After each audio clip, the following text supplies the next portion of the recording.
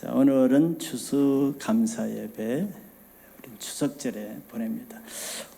범사에 감사라는 말씀으로 말씀을 보겠습니다. 우리나라의 추석은 성경에서 나오는 추수감사절을 우리 민족 방식으로 지내는 절기라고 말할 수 있습니다. 물론 방법은 하나님께 감사하는 것이 아니고 조상이나 귀신에게 감사하는 몰라서 하는 것뿐이지 마음의 본 뜻은 같습니다. 즉 받은 것에 감사하는 마음이죠. 이것은 어디에서 나왔겠습니까? 하나님으로부터 나온 마음이에요. 하나님으로부터 받은 것에, 주신 것에 감사하는 것이 사람의 본성입니다. 그렇지 않아요? 아무리 나쁜 사람도 은혜를 받은 사람에게는 고마울 줄 아는 것이 본성인데, 그것이 하나님이 우리를 창조하실 때부터 우리 마음에 주신 은혜의 마음이에요. 미국 같은 데서는 조금만 도움을 받으면은 팁을 주는 그런 문화가 있죠. 물론 식당에서는 물론이고 어디 가다가 뭘 하면은 팁을 줍니다. 감사의 표시죠. 또 조금 더 도움을 받거나 은혜를 받으면은 호텔이나 숙소나 그런 데서는 감사 편지를 써서 감사합니다 하고 표현을 하고, 또 작은 선물을 전달함으로써 감사 표시를 우리보다는 잘하는 그런 문화 같아요. 저는 그것이 어떻게 저들이 저렇게 감사 표시를, 땡큐란 말도 자주 하지만 또 선물이나 이런 물질로 감사를 잘 표시하는가. 저는 아마 그들이 서구에서 시작된 기독교 문화에서, 하나님의 말씀에서 그 문화가 이루어졌지 않나 이렇게 생각됩니다. 반면에 우상을 섬기는 나라, 마귀를 섬기는 나라는 비교적 감사가 없고 인색한 편입니다. 불평이 많습니다. 그래서 우리가 사단의 시험에 들면은 그동안 받은 것에 대한 감사는 다 잊어버리고 불평할 것들만 생각해서 불평을 하죠. 이게 하나님 나라와 마귀에 속한 나라의 차이점입니다. 사람들을 보면은 어떤 사람은 작은 도움을 받았는데도 그것을 그렇게 감사하고 꼭 감사를 표시하는 사람이 있고, 또 어떤 사람은 마땅히 감사해야 될 것 같은데도 감사가 없는 사람이 있죠. 그런 사람 보면 좀 이상하죠. 어떻게 사람이 저럴 수가 있는가. 아무리 섬겨주어도 고마운 줄 모르죠. 왜 그렇겠습니까? 그런 감사를 모르는 사람은 받은 것이 없거나 감사거리가 없어서가 아니라, 받은 것을, 감사거리를 그 사람들은 어떻게 생각합니까? 당연하게 생각합니다. 마땅하다고 생각하는 거예요. 그럼 감사할 것이 없어요. 마땅하니까 당연한 거지 우리가 하나님의 은혜를 받고도 감사하지 못하면은 하나님께 아무 감사할 것이 없습니다. 그러니까 하나님께 감사하지 못하는 사람은 사람에게도 감사하지 못해요. 우리가 쉽게 하나님이 주신 햇빛, 물, 신선한 공기, 이거 사실 하나님 주시지 않으면 우리가 생존할 수 없는데도 당연하게 생각하죠. 그래 감사 안 하죠, 별로. 요즘 가을 날씨에 얼마나 화창합니까? 미세먼지 없는 하늘이 얼마나 맑습니까? 신선한 이 공기, 감사하는 사람도 있고 마땅히 여기는 사람도 있습니다. 우리가 아이들을 보면은 이와 같이 엄마가 아침에 밥을 해주는 거, 용돈을 주는 거, 세탁해 주는 거 별로 감사하지 않죠. 왜 그랬습니까? 당연하게 여기니까. 엄마니까 당연히 해야지. 하나님이니까 당연히 해야지. 목자니까 당연히 해야지. 당연히 여기면 절대 감사가 없습니다. 당연한 것이 아니죠. 하나님이 우리를 창조하실 때 하나님이 하신 모든 것에 감사하기를 원하는 것은 하나님이 없이는 된 것이 없기 때문입니다. 당연한 것이 아니에요. 하나님이 해 주셨기 때문에 있는 것입니다.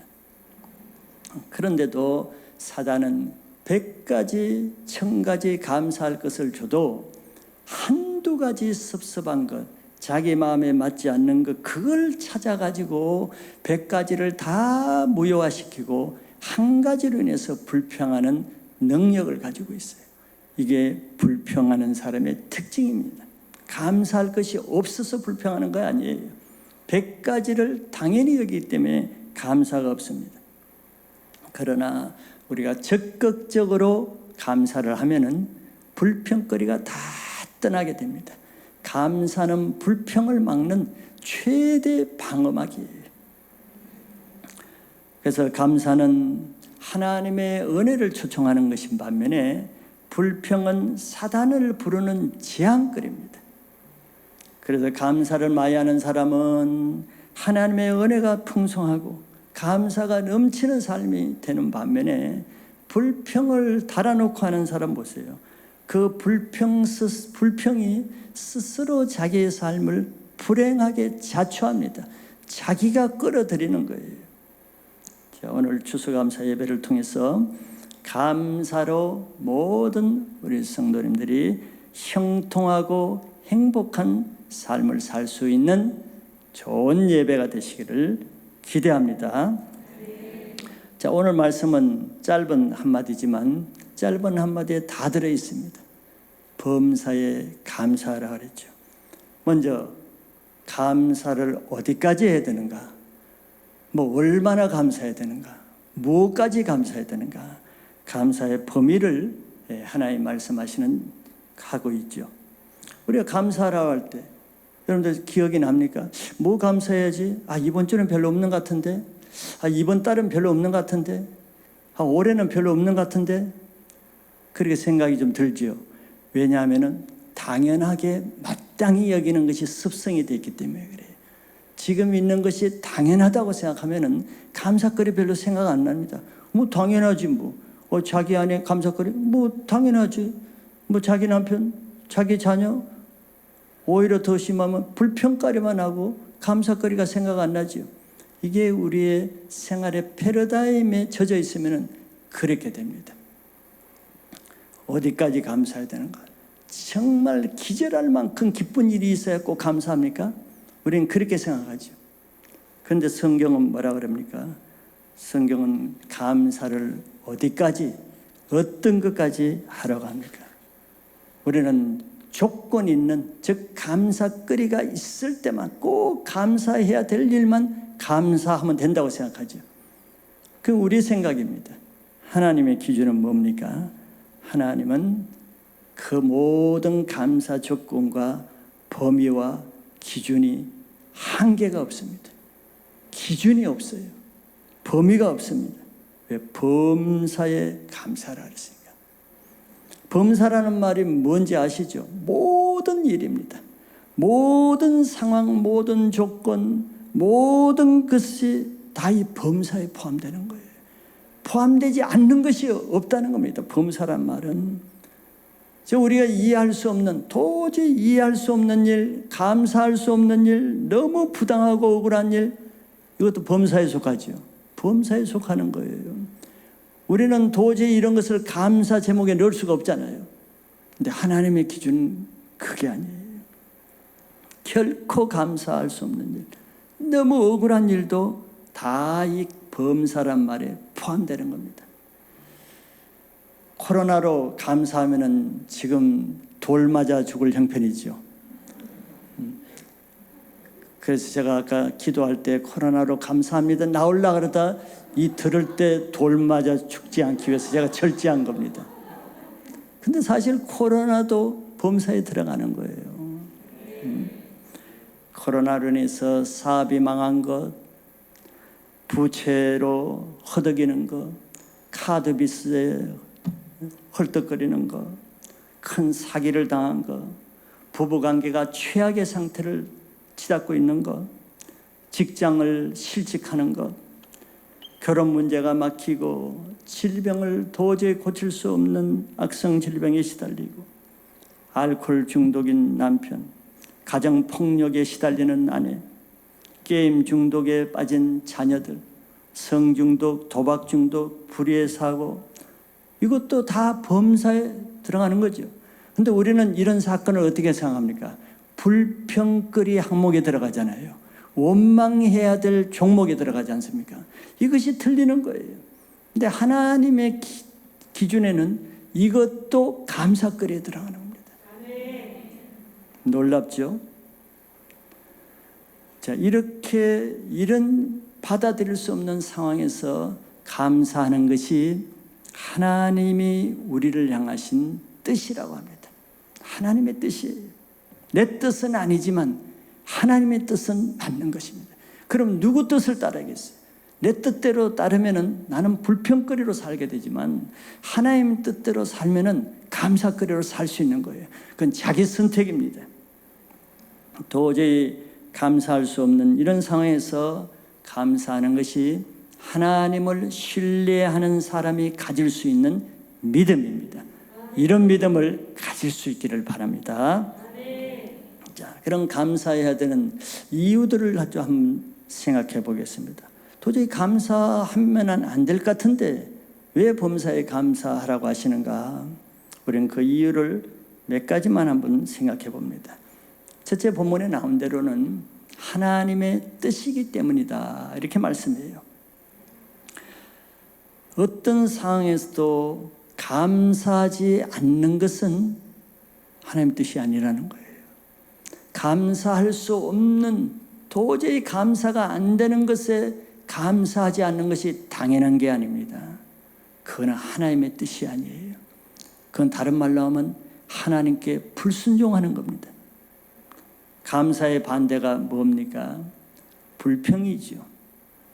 감사는 어디에서 나옵니까? 감사는 하나님을 신뢰하는 마음에서 나오지만 불평은 하나님을 불신하는 마음에서 불평이 나오는 거예요. 그래서 불평은 죄가 됩니다. 감사하지 못하는 것은 하나님을 신뢰하지 않는 불신의 죄가 되는 거예요. 어려운 상황에서 감사하는 것은 하나님이 하시는 모든 것을 신뢰할 때 가능하죠. 그걸 신뢰하는 것은 자기 문제를 어렵든 해결할 수 없든 하나님께 맡기는 믿음입니다. 그런 믿음이 있는 사람만 어떤 상황에서도 감사할 수 있는 거예요. 그러므로 감사는 사단이 하는 불화살, 불평이라는 불화살을 막는 유일한 것은 감사해버리는 것입니다. 어려운 상황에서 어렵기 때문에, 힘들기 때문에 불평하는 건 마땅하다, 그것은 잘못입니다. 그건 하나님의 뜻이 아니에요. 불평하는 것은 자기 문제를 사단에게 내어주는 것이라는 것을 알아야 됩니다. 왜냐하면 불평은 하나님부터 나온 것이 아니고 사단으로부터 나온 것이기 때문에 내가 일단 그 불평을 하는 것은 사단이 하는 일을 받아들이고 내 어려운 문제를 하나님께 들고 나가지 않고 사단에게 내맡기는 것이 불평입니다. 불평에서 해결될 일이 없어요. 그래서 어려운 상황일수록 우리는 하나님의 뜻에 순종해서 감사할 때 내 문제를 하나님께 내어드립니다, 이 표시가 되는 겁니다. 여러분들 자기 어려운 문제를 사단에게 내맡기지 말고 감사로 하나님께 맡겨보시기 바랍니다. 그러면 하나님이 그 일을 처리하는 거예요. 두 번째는 하나님의 성품 때문에 우리는 범사에 감사할 수 있습니다. 여기 18절에 범사에 감사하는 것이 그리스도 예수 안에서 너희를 향하신 하나님의 뜻이니라 그랬어요. 무슨 하나님의 뜻이라 그랬습니까? 그리스도 예수 안에서 우리를 향한 하나님의 뜻이래요. 그리스도 예수 안에서란 말이 무슨 뜻입니까? 바로 하나님은 우리를 위해서 자기 아들 그리스도 예수를 십자가에 내어주시기까지 사랑이 많으신 분, 우리를 사랑하시는 분이라는 그 뜻이 이 말씀의 뜻입니다. 이런 하나님의 사랑을 믿을 때 우리는 하나님께 감사하고 하나님께 모든 나의 일을 맡길 수가 있겠죠. 나를 이렇게까지 사랑하시는 하나님을 믿을 때 나에게 하시는 그 어떤 문제라도 나는 하나님께 감사할 수가 있는 것입니다. 시편 136편 1절에 보면은 여호와께 감사하라. 그는 선하시며 그 인자하심이 영원함이라라. 이렇게 말했습니다. 하나님은 우리를 사랑하시기 때문에 사랑하는 자에게는, 사랑하는 자녀에게는 때때로 훈련도 주시고 또 매를 때리기도 하고 징계를 하기도 하지만 결국 사랑하는 아버지는 그 자녀에게 합력하여 선을 이루시는 일을 합니다. 하나님이 그렇게 일하시는 거예요. 그때그때 상황적으로 보면은 선이 아닌 것 같고 사랑이 아닌 것 같아도 결국은 하나님은 사랑하는 자, 자기 뜻대로 부르신 자에게는 합력하여 선을 이루시는 분입니다. 그런 하나님을 믿으면은 지금 잠시 이해하지 못할 고난이 있고 억울한 일이 있고 감당할 수 없는 고통이 있을지라도 합력하여 선을 이루신 하나님을 미리 바라보고 미리 믿고 미리 감사할 때 그 일이 일어나는 것이에요. 그래서 감사는 하나님 중심적인 신앙에서 나오는 것이지만 불평은 마귀 중심적인 생각에서 불신앙에서 나오는 겁니다.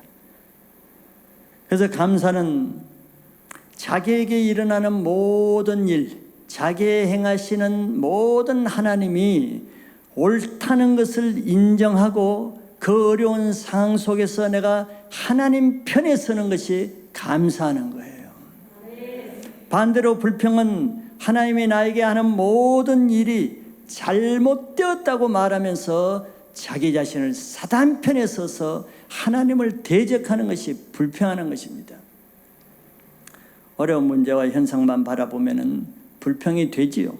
그러나 선하신 하나님을 믿으면 어려운 상황에서도 감사할 수 있습니다. 그래야 범사에 감사하는 이 말씀을 순종할 수가 있는 거예요. 어려운 상황에서 우리가 할 일이 뭐겠습니까? 그 문제를 자기가 해결하는 것도 중요하지만 일단은 그 문제를 주신 하나님께 감사하는 것입니다. 그러면 일단 그 문제는 이제 내 손에서 떠나서 하나님께 속하게 돼요. 그러면 그것은 이제 내 일이 아니고 하나님의 일이 됩니다. 그것이 그 문제를 해결하는 유일한 방법입니다. 세 번째는 하나님의 주권을 인정하는 것이 범사에 감사할 수 있는 조건이 됩니다. 하나님의 주권은 뭡니까? 하나님이 하나님 되신 것을 인정하는 것입니다. 즉 하나님은 우리 사람 중심으로 일하시지 않고 하나님 중심적으로 일하잖아요. 왜? 우리 인간을 창조하신 것이 우리 인간을 위해서 창조한 건 아니죠. 하나님을 위해서, 하나님의 기쁨과 찬송과 영광을 받기 위해서 우리 인간을 창조하신 것이지 우리 인간 자신을 위해서 하나님의 인간을 창조한 것은 아닙니다. 그래서 우리는 피조물이라고 하는 거예요. 우리가 이 세계 주인이 아닙니다. 중심이 아니에요. 이 세계의 중심은 하나님이시고 이 세상의 주인은 하나님이십니다. 하나님의 뜻대로 할 때 하나님은 자신의 영광을 받으시는 거예요. 그런데 사람이 자기 중심적으로 자기 생각 위주로 하면은 매사에 하나님께 불평하고 화낼 수밖에 없습니다. 이 세상을 자기 뜻대로 살려고 하면은 이 세상은 자기 뜻대로 되지 않잖아요. 왜? 하나님 뜻대로 되기 때문에. 그게 불평이 되지 않겠어요? 왜 내 뜻대로 안 되는 거예요? 내 뜻대로 안 되는 것은 하나님의 뜻대로 되기 때문에 그렇습니다. 우리가 하나님께 감사하지 못하고 불평하는 것은 세상이 자기 뜻대로 안 되기 때문에 불평하잖아요. 여러분, 세상이 자기 뜻대로 되면은 불평할 게 뭐가 있겠어요? 자기 뜻대로 안 되죠. 그건 왜 그렇습니까? 이 세상은 내 중심이 아니고 하나님 중심으로 가기 때문에 내 뜻대로 안 되는 것입니다. 그러려면 지혜로운 사람은 어떻게 살아야겠어요? 내 뜻대로 되면서 하나님을 고치려고 세상을 뜯어 고치려고 하며 살아야 되겠습니까? 그런 사람은 어리석은 것이에요.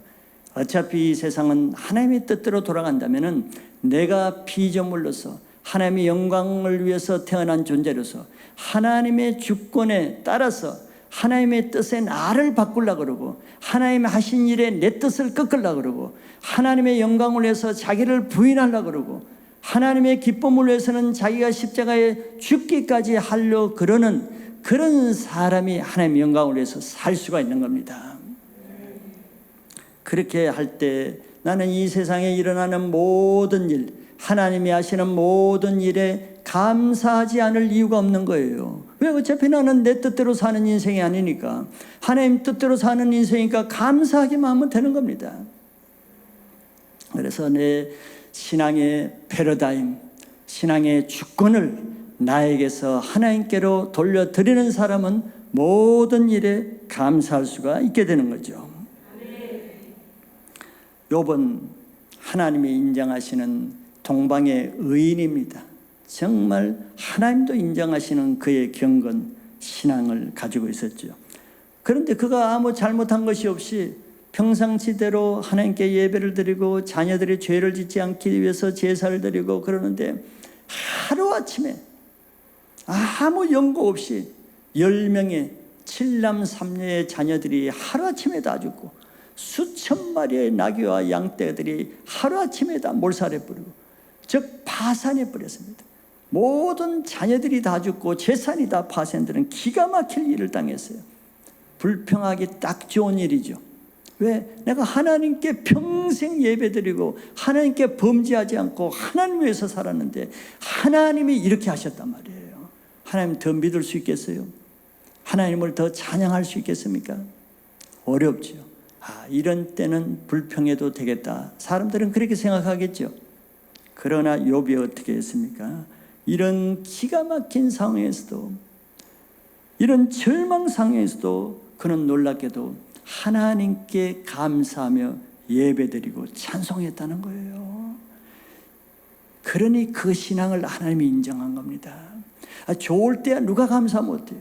은혜 주시고 축복 줄 때야 누가 감사 못해요? 그게 좋은 신앙입니까? 하나님께 마음껏 영광 돌리고 마음껏 헌신하고 충성했는데도 이 세상에 자기 인생이 쫄딱 망한 가운데도 하나님께 감사하고 찬양할 수 있는 이것이 하나님을 향한 신앙이지. 축복받을 때는 하나님 감사하고 조금 자기의 손해되면 불평 원만하고 하나님이 떠났다가 둘락날락하고 그게 하나님 중심적이 아니고 자기 중심적인 신앙이죠. 자기를 위해서 하나님은 이용하는 것입니다. 욥기 1장 20절 21절에 보면은 욥이 이렇게 했습니다. 욥이 일어나 겉옷을 찢고 머리털을 밀고 땅에 엎드려 예배하며 겉옷을 찢고 머리털을 미는 저 심정이 어떻겠어요? 죽고 싶겠죠. 살 소망이 없었겠죠. 그런데 땅에 엎드려 원망 불평하는 것이 아니라 땅에 엎드려 예배하며 그랬어요. 지금 예배할 상황입니까 이것이? 예배할 형편이 아니죠. 21절에 이르되 내가 모태에서 알몸으로 나왔은즉 또한 알몸이 그리로 돌아갈지라 주신 이도 여호와시요 거두신 이도 여호와시오니 여호와의 이름이 찬송을 받으실지어다 하고, 욥이 어떻게 저 일을 감당했는가? 욥의 고백에서 잘 나오고 있죠. 자기의 모든 가진 것이 자기 것이 아니라는 거예요. 본래 나는 알몸으로 나왔지 내 것이 없이 나왔다는 겁니다. 7,000명의 모든 양떼, 소떼, 나귀떼 내 거 아니라는 거예요. 심지어는 10명의 자녀도 내 거 아니라는 겁니다. 주신 이도 하나님이시라는 거예요. 그리고 놀란 것이 뭡니까? 자기는 왜 이렇게 예배드립니까? 여호와의 이름이 찬송을 받으실지어니다. 저것 때문에 나는 내가 태어난 것도 내가 찬송받고 내가 잘 살고 나를 위해서 태어난 것이 아니고 내가 태어난 것은 여호와의 이름이 나를 통해서 찬송받기 위해서 태어났기 때문에 이런 방법으로도 여호와께서 찬송받으시면은 나는 그것을 예배드리고 찬송하겠다는 거예요. 자기 자신의 모든 것이 자기 것이 아니라 하나님 것임을 인정함으로 어떤 상황에서도 감사할 수 있었다는 겁니다. 결국 이런 신앙을 할 때 하나님은 그 욥에게 마지막에는 이런 것에 갑절로 다 보충해 주셨습니다. 신실하신 하나님이시죠. 우리가 왜 감사를 하기 어렵습니까? 모든 것이 자기 것이라는 것 때문에. 알몸 외에 더 붙여진 것은 자기가 노력해서, 자기가 헌신해서, 자기가 고생해서 얻은 자기 것이라는 것 때문에 그게 조금만 손해가 안 나고 조금만 빼앗아가고 조금만 없어지기만 해도 불평, 원망으로 하나님을 대적하고 별 이상한 행동을 하잖아요. 불평이 뭡니까? 하나님이 나에게 잘못했다는 거 아니에요. 하나님이 지금 잘못하고 있다는 거 아니에요. 불평은 하나님이 하시는 일이 잘못되었다는 생각에서 나오는 것입니다. 그런데 하나님이 잘못하는 거예요? 자기가 잘못하는 거예요? 하나님은 완전하신 분입니다. 하나님은 절대 선하세요. 하나님은 실수가 없으신 분이에요. 그런데 불평하는 사람은 아니, 하나님은 잘못됐어. 딴 사람에게는 어떤지 몰라도 나에게 하는 이것은 잘못되었다고 고집하는 것이 불평입니다. 우리 인생은 나의 것이 아니라 하나님의 것이라는 겸손한 마음을 가지면은 범사에 감사할 수밖에 없어요. 아무것도 없었는데 지금 걸치고 있잖아요. 가지고 있잖아요. 누리고 있잖아요. 감사 제목이죠. 우리 인생은 우리 것이 아니라 하나님의 것이고, 그렇기 때문에 우리 인생은 나를 위해서 사는 것이 아니고 나를 태어나게 하신 하나님을 위해서 사는 존재라고 할 때 존재 자체로 감사할 수 있는 거예요. 이렇게 우리의 모든 일을 하나님께 모든 것을 맡길 때 감사할 수 있고, 모든 것을 맡길 때 그것은 더 이상 내 일도 아니고 하나님의 일이고 내 것도 아니고 하나님의 것이 됩니다. 그러면 평강이 주어지겠죠. 내 것이라고 생각할 때는 평강이 없는 거예요. 있어도 평강이 없습니다. 왜? 나보다 더 있는 남과 비교하고, 남이 가진 것 내가 없는 것 때문에 불평하고, 있는 것 자체를 하나님 것이라고 생각해야만 감사할 수 있는 거예요. 그래서 내게 행하시는 내가 이해할 수 없는 모든 것을 다 하나님께 감사할 때 그것은 더 이상 내 일이 아닙니다. 그것은 하나님의 일이 되고, 그 상황을 통해서 나를 통해서 하나님이 영광 받으시게 돼요. 그것이 나의 존재고 사명이고 나의 가치인 것입니다. 내가 아무리 내 뜻대로 다 되고 내 욕심대로 내 계획대로 해가지고 다 되면 그게 뭐 좋습니까? 하나님의 근심이 되고 하나님의 슬픔이 되고 하나님의 거스르는 것이 되고 그것이 성공입니까? 그것이 유익입니까? 아무 하나님께 영광 돌리지 못하고 자기 영광을 다 차지하고 남는 것이 없어요. 그러나 비록 내 뜻대로 안 되고 내가 반대로 내 뜻을 포기하고 나를 부인하고 내가 손해보고 할지라도 그것 때문에 하나님의 영광이 되면은 그 존재는 귀한 존재요 하나님 앞에 존귀한 상급을 받는 하나님의 영광의 사람이 되는 겁니다. 마지막으로 그런 감사할 때 범사에 감사하라고 했는데 감사만 하면 끝나는가? 아니죠. 하나님의 뜻대로 순종하는 자에게는 하나님의 일을 나타냅니다. 즉 하나님의 능력을 나타내는 거죠. 즉 감사하는 말을 하는 사람에게는 하나님이 함께 하신다는.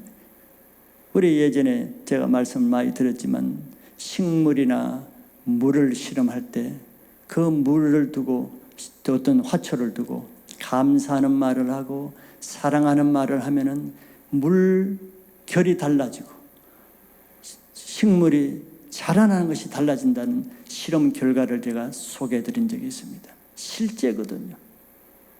실제로 우리의 말을 알아듣습니다. 실제로 우리의 감정을 받아들이고 반응합니다. 반대로 그 물과 식물에 나쁜 말을 해봐요.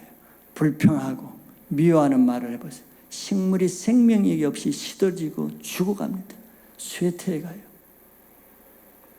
그래서 우리가 여기 많은 과일들이 있지만, 채소들이 있지만, 식사를 할 때 그 음식을 축복하는 말, 감사하는 말을 하고 식사를 하는 것과 오늘도 먹을 것이 별로 없네, 이렇게 하고 먹는 거하고는 천지 차이입니다.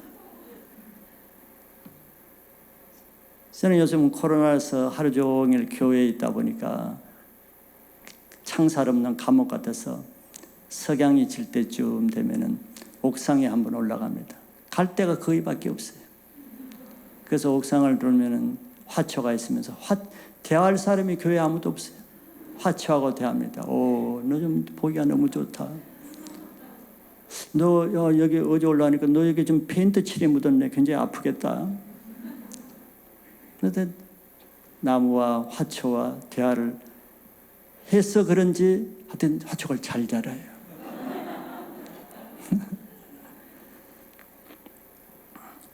하나님은 이렇게 사람이 아니라도 식물이나 화초나 물이라 할지라도 감사하는 말을 하면 반응을 한다니까요. 생명력이 나타난다. 잘 자라고 더 푸릇푸릇하게 생기를 느끼고, 반대로 불평하고 미워하는 말을 하면 시들어지고 생명력이 없고 죽어가요. 이런 생물에게도 그런데 하물며 사람에게야 말할 것도 없지 않겠어요? 하나님은 감사를 통해서 일하시고 마귀는 불평을 통해서 일하기 때문에 그런 대조적인 현상이 나타나는 겁니다. 바울이 복음을 전하다가 감옥에 갇혔잖아요. 선한 일을 하고 감옥에 갇혔어요. 웬만하면 우리 같으면 하나님, 내가 하나님을 위해서 했는데 왜 이런 일을 합니까? 내가 하나님 생명을 살리고자 했는데 하나님 왜 나를 안 도와주시고 감옥에 있게 합니까? 이게 말이 됩니까? 이렇게 생각을 하기가 쉽지요. 근데 바울과 실라는 복음을 전하다가 감옥에 들어가서 그 자체를 감사합니다. 즉 하나님, 감옥에 있는 것을 감사합니다. 복음 전하다가 핍박당을 감사합니다. 주님, 복음 때문에 감옥에 있게 한 감사합니다. 이런 식으로 실라와 바울이 감옥에서 찬송했겠죠. 뭘 찬송했겠어요? 그런 걸 찬송했을 것입니다. 감옥에 있게 된 걸 찬송했을 거예요. 그러겠더니 감옥 문이 열렸잖아요. 그래서 간수를 구원하고 놀라운 일이 일어났죠. 그런데 보통 사람의 상식대로 어째가 내가 이런 감옥에 왔는가? 불평하고 낙심하고 원망했다 그러면 바울은 그냥 감옥에서 죽었을지도 모르겠죠. 하나님은 감사를 통해서 일한다는 것을 성경에서 눈에 보여주고 있어요. 불평을 통해서 사단이 어떻게 일을 하는가도 성경에서 많이 보여주고 있잖아요. 제가 예전에 우리 추천조서에 멀린 케로도스죠. 그 케로도스 책을, 그분 책이 몇 가지가 있는데 제가 소개를 많이 해드리고 추천도서를 했습니다. 그 책에 보면은 전에 소개해드렸지만 어떤 장교 후보생이 군대에서 훈련을 받고 있는데 훈련 받는 중에 자기 아내로부터 자기 아내가 고용한 변호사로부터 이혼 소송 서류를 부대로 보내온 거예요. 도장을 찍으라고, 사인을 하라고. 기가 막히죠. 저는 지금 부대에서 장교 후보생으로 훈련받고 있는데 손을 쓸 수도 없어요. 이미 서류를 다 꾸며가지고 보내왔어요. 그래서 이걸 가지고 케로도스 목사님에게 찾아갔잖아요. 이런 일이 있습니다. 어떻게 해야 됩니까? 울면서 왔더니 그 목사님이 생뚱맞게 뭐라 그랬죠? 아내가 이혼 소송을 한 거 감사하시기 바랍니다. 그랬어요. 놀랍죠? 이렇게 말을 하는 사람도 놀라운 거예요. 그런데 그 병사 도저히 이해가 안 됐잖아요. 그러면서 목사님이 지금 당장 감사 기도합시다. 아내가 이혼하자고 이렇게 한 거 감사합시다. 이해는 안 됐지만 뭐 다른 방법이 없으니까 기도를 같이 했어요. 그리고 계속 기도하라 해서 감사하게 이해는 안 됐지만 계속 억지로 아내가 이혼 청구를 한 거 감사합니다 이렇게 하는데, 그런 기도를 하다 보니까 나중에 이해가 됐다 그래요. 바로 오늘 이 본문 말씀을 목사님이 알려줬거든요. 그리고 이해가 되면서 며칠 안 돼서 부대로 전화가 왔다는 거죠. 전화 올 사람이 없는데 훈련 중에 누가 전화하겠어요? 근데 전화를 받았더니 아내의 목소리예요. 근데 아내가 울면서 전화를 했어요. 울면서 여보, 당신이 나를 용서해 줄 수 있겠느냐고. 자기를 용서해달라. 나는 당신과 절대 이혼하고 싶지 않다고. 놀라운 일이죠. 이 사람이 한 일이 아무것도 없어요. 감사하는 것밖에 안 했어요. 감사는 자기 문제를 하나님께 이양시키는 겁니다. 자기가 하려고 그랬으면 할 수가 없는데, 감사하면은 이제 더 이상 내 일이 아니고 하나님의 일로 넘어가는 거예요. 하나님이 일하시는 거죠. 누가 그 자기 아내를 변화시킬 수 있겠어요? 하나님이 하시는 거죠. 빌립보서 4장 6절에 보면은 아무것도 염려하지 말고 다만 모든 일에 기도와 간구로 너희 구할 것을, 그 다음에 어떻게 기도하라 그랬어요? 감사함으로 하나님께 하리라 그랬어요. 감사가 핵심입니다. 어려울 때 뭐 기도는 뭐 다 하죠. 더구나 이해할 수 없는 이혼 청구 이럴 때 기도는 하죠.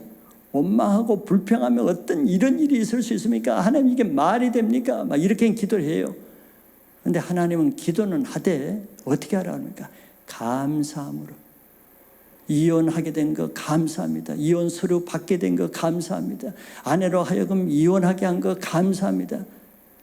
이것도 말이 안 되죠. 말이 안 되지만 그렇게 하라는 겁니다. 실제로 이 병사는 그렇게 한 거예요. 목사님이 그렇게 하라는 거예요. 이혼하게 한 거 감사하는 기도하라는 거예요. 왜? 보험사에 감사하라 했잖아요. 이혼 청구 받은 것도 보험사에 속해요. 보험사에는 속하지 않는 것이 없어요. 그래서 우리가 할 일은 염려하지 말고 다만 감사함으로 기도하는 것뿐입니다. 이게 쉬운 방법 아니에요. 염려하고 막 될 일 안 될 일 철기 내면서 그게 할 일입니까? 그건 할 짓이 아니에요. 아주 젠틀하게 멋있게 하는 방법은 감사함으로 기도하는 거예요. 부부간의 문제가 뭐 싸운다고 해결될 문제입니까?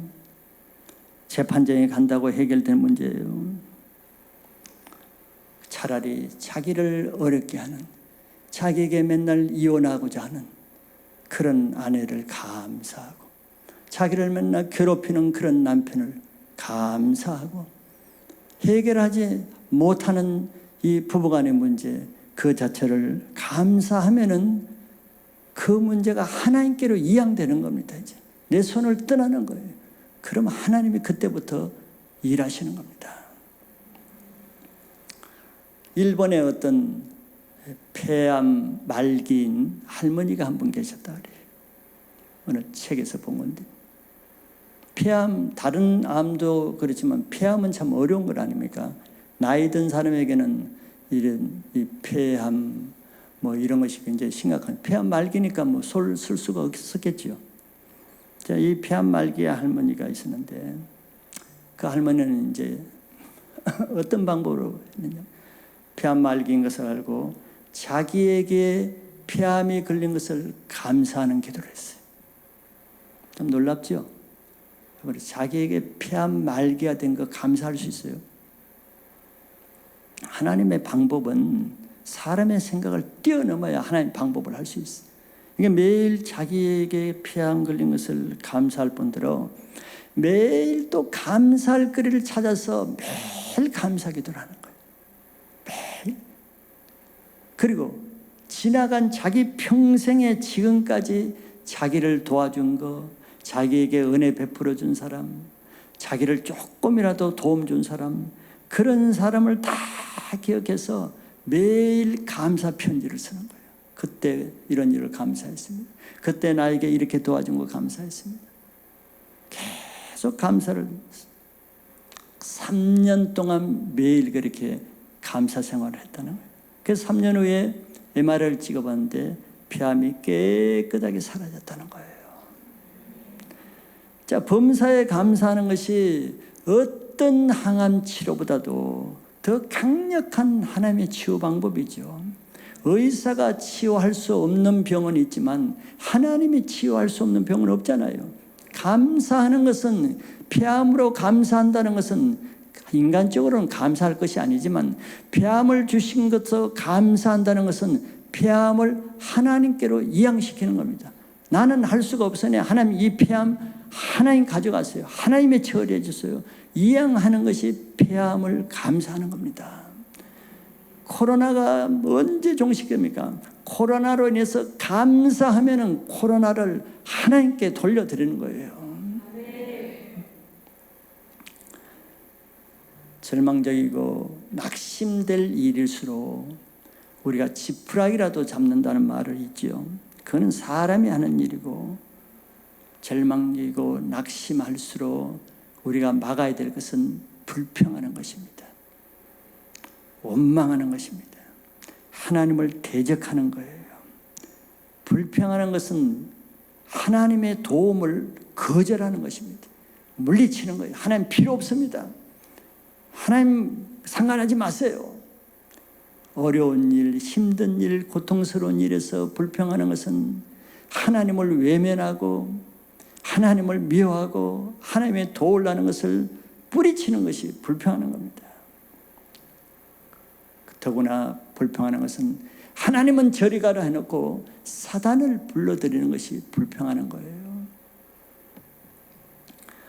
더구나 우리는 자기에게 상처를 준 사람, 용서하기 어려운 사람, 나를 너무 고통스럽게 한 사람, 나에게 큰 재산의 피해를 준 사람, 나를 너무 못되게 한 사람, 자, 그런 사람을 용서하기 어렵죠.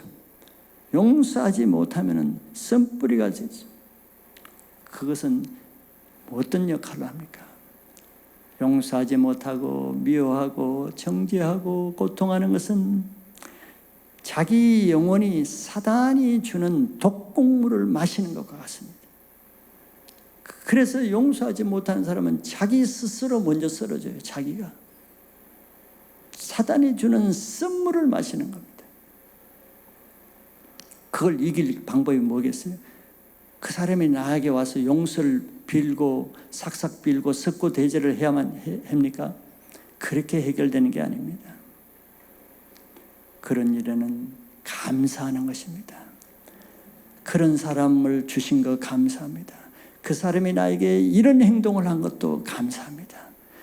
그 사람이 나에게 이런 나쁜 짓을 한 것을 감사합니다. 그러면 그 문제를 하나님께 이양시키는 거예요. 내가 그 문제를 가지고 있으니까 내 속에서 불이 나고 독극물이 나오고 내가 죽을 지경이잖아요. 그걸 내가 감사하면 그 문제를 하나님 이 문제가 너무 힘들어요. 내가 하나님께 보내드립니다. 하나님이 처리하세요 하는 거에 감사하는 거예요.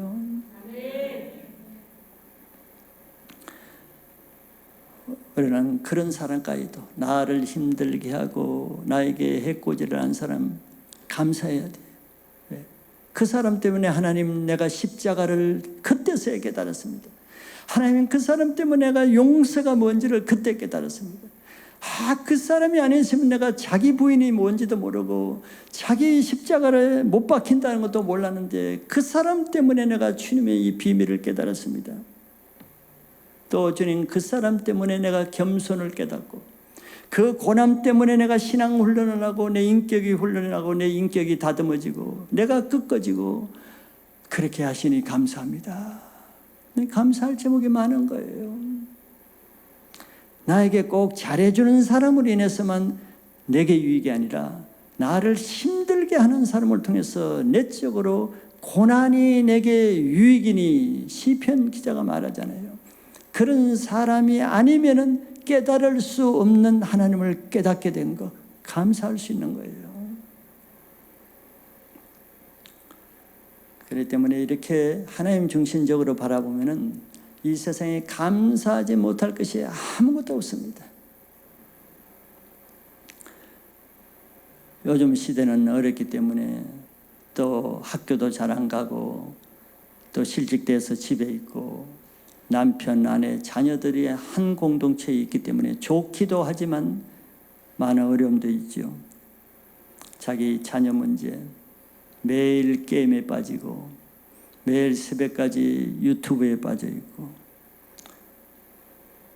결국 학교까지도 가지 않고 자퇴하고 가출하고 음란과 폭력에 빠지고 방황하는 자녀들로 인해서 가장 고통스러운 것이 부모의 마음일 거예요.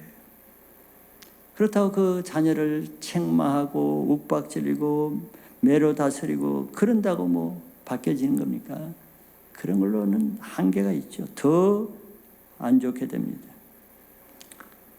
불평하고 그런 자녀 때문에 낙심하고 상심하고 용서하지 못하고 미워하면은 그 문제는 계속 자기가 품고 자기가 독을 빼내는 역할밖에 안 해요.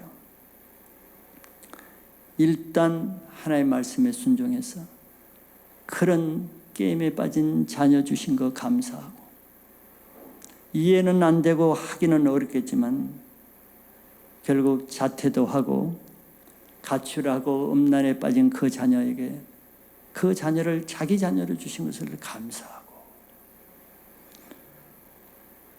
그래 해보세요. 그게 하나님의 뜻이라고 그랬으니까. 예수 그리스도 안에 있는 하나님의 뜻이라고 그랬으니까.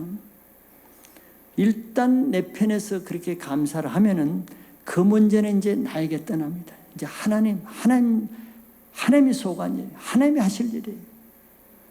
그런 마음이 편해집니다. 그것은 더 이상 내 것이 아니고 하나님의 것이에요. 평안이 주어져요. 멀린 캐로도 또 다른 책에 한 예가 또 나오죠. 자녀 문제로 한 믿음이 좋은 엄마가 찾아왔습니다. 자기 사랑스러운 딸이 매일 밤무대에 나가서 그냥 옷을 벗은 채 스트립쇼를 하는 그런 일을 하고 있어요. 이 엄마가 보기엔 너무 기가 막히죠. 아니 세상에 다른 일도 아니고 어떻게 딸이 그런 짓을 하는지 얼마나 상심하고 기도를 많이 했겠어요. 그래 딸이 변화가 없어 목사님을 찾아왔는데 목사님도 또 뭐라고 하신지 짐작이 되죠. 감사합시다. 그런 스트립쇼 하는 딸을 주신 그 하나님께 감사합시다. 이 권사람 믿음이 좋잖아요. 도저히 이해할 수가 없고 당황스럽죠. 목사님이 그런 말씀하시니까 스트립쇼하는 죄를 짓는 딸을 감사하면 내가 죄를 짓는 게 되잖아요. 하나님께 너무 민망하잖아요. 그래서 쉽게 그 감사가 안 된 거죠. 또 그 권사님이 또 말씀으로 왜 감사해야 되는지를 설명할 때 그 엄마가 이해는 안 됐지만 너무 당황스러워서 그런 딸을 감사하는 게 하나님께 민망했지만 그래도 시키는 대로 감사를 했어요. 그런 딸을 주신 거 감사하다. 그럼 이제 그 딸머니랑 하나님께 넘어간 거죠. 이제 하나님이 일하는 거예요. 엄마가 이제 할 일 없어요. 할 일은 감사하는 것. 그랬더니 스트립쇼 하는 그 밤무대에 어떤 한 청년을 하나님 보내시죠. 믿음이 좋은 청년. 아니 믿음이 좋은 청년이 밤무대에 와서 할 일이 뭐 있겠어. 믿음이 좋은 청년이 그게 갈 일도 없고 간다는 게 이상하잖아. 아니면 완전 종교인이든지 외식하는 청년이든지 믿음이 좋은 청년을 하나님이 그 스트립쇼 하는 그 보냈어요. 그러면 스텝쇼 하는 그 딸이니까 모든 손님들이 맨날 음란한 얘기나 하고 못된 얘기나 하고 대부분 남자들이 자기 말 걸어온 사람이 그런 사람이라서 이 딸은 또 그런지 하고 생각했어요. 근데 이 청년이 가서 하나님이 당신을 사랑한다는 복음을 전했더니 이 딸이 눈물을 흘리고 그 청년의 복음을 듣고 예수를 믿고 완전히 변화된 거예요. 하나님이 일하시잖아요. 그 청년을 왜 그 스트립쇼 하는 댄스홀에 보내겠어요? 엄마가 감사하는 기도를 했기 때문에. 그걸 외면할 수가 없는 거예요. 하나님은 그걸 들으시고 진실한 청년을 그 밤무대에 보내서 딸을 구원하게 하시는 거예요. 그동안에 이 엄마가 얼마나 딸을 야단도 치고 윽박지르고 눈물로 밤을 새우고 한탄을 보냈었겠어요. 그런데 하나님께 감사할 때 하나님이 하시는 겁니다. 자녀를 위해서 책망이나 잔소리가 아니라 하나님께 감사하는 것이 하나님의 강력한 해결 방법입니다. 뭐 이것뿐이겠어요. 우리가 살아가는데 뭐 성도들 가정에도 외도하는 남편 때문에 고민하고, 폭력을 행하는 남편 때문에 고민하고, 사치하는 아내 때문에 고통하고, 또 어떤 사람은 불치병으로 절망적인 질병으로 인해서 소망 없이 살아가는 사람도 있고, 해결할 수 없는 빚더미에서 허덕이고, 또 소망이 보이지 않는 결혼 문제로 고민하는 우리 청년들, 할 일이 뭐가 있겠어요? 대안도 없고 소망도 없는데 하나님이 답이 있습니다. 그 자체를 감사하는 거예요. 이게 믿음이 필요하죠. 믿음이 필요합니다. 어떻게 감사할 수 있겠어요? 절망적인 상태인데. 근데 하나님이 하라고 하시니까 그것은 하나님께 내 문제를 내어드리는 것입니다. 반대로 그런 어려운 문제 때문에 불평하고 하나님을 불신하고 악한 생각으로 대적하고, 그것은 바로 그 문제를 사단에게 넘겨주는 거예요. 그럼 내 문제는 이제 사단의 손에 넘어가는 거예요. 사단의 계략에 떨어지는 겁니다. 도저히 감사할 수 없는 문제, 또 기가 막힌 문제, 어려운 문제들이 있으면은 해결점이 있습니다. 하나님께 맡기세요. 그리고 내 편에서 감사하시기 바랍니다. 언제까지? 응답될 때까지, 하나님이 일하실 때까지, 한 청년을 댄서홀에 보낼 때까지, 그 청년을 보낼 때까지는 기도해야 됩니다. 그래서 우리를 향한 하나님의 놀라운 계획이 나타날 때까지 감사하시기 바랍니다. 이번 추수감사를 통해서 우리 인생의 패러다임이 바뀌기 원하고, 우리의 신앙의 패턴이 바뀌길 바라고, 여러분들 가정에 있는 문제들로 인해서 문제에 빠지지 아니하고 문제를 하나님께 내드리고 자유하는, 나는 그냥 하나님께 욥처럼 감사만 하고 예배만 하고 찬송만 하는 그런 이 세상을 초월하는 하나님의 사람이 되시기를 축복합니다.